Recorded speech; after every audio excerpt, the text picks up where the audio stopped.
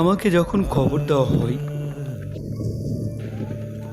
যত মানুষ সেখানে উপস্থিত হয়েছিল, আমি সবার অবস্থা বুঝতে পারছিলাম।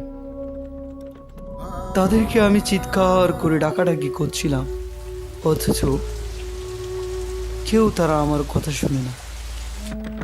তারা অনেকে আমার ব্যাপারে কথা বলছিল,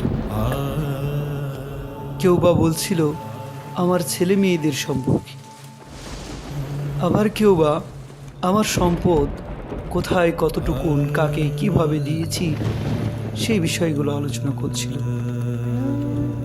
আমি লক্ষ্য করছিলাম সব শেষে যে লোকটি আমাকে রেখে চলে গেছে তার জুতার শব্দ আমি শুনতে পাচ্ছিলাম। আমি খুব চিৎকার করছিলাম, কিন্তু কেউ আমার কথা শুনল না। সবাই আমাকে অন্ধকারে রেখে চলে গেল। ইতিমধ্যেই দুইজন সুদর্শন মানুষ আমার কাছে আসলো। তারা এত সুন্দর ছিল, ইতিপূর্বে আমি এত সুন্দর চেহারার মানুষ দেখিনি। তারা আমাকে উঠিয়ে বসালো। তারা কয়েকটি প্রশ্ন জিজ্ঞাসা করল। প্রথম প্রশ্ন ছিল, আমার রব কি?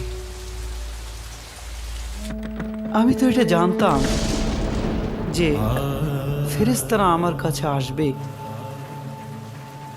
আমাকে উঠে বসাবে, আমাকে জিজ্ঞাসা করবে আমার রব কি। এই কারণেই তো আমি দুনিয়াতে থাকা অবস্থায় প্রতিপালকের সকল হুকুম সঠিকভাবে মানার চেষ্টা করেছি। তারা প্রশ্ন করা মাত্রই আমি জবাব দিয়ে দিলাম, আমার রব আল্লাহ। তারা আমাকে জিজ্ঞাসা করলো আমি কোন ধর্ম পালন করেছি। দুনিয়াতে থাকতে আমি তো এটা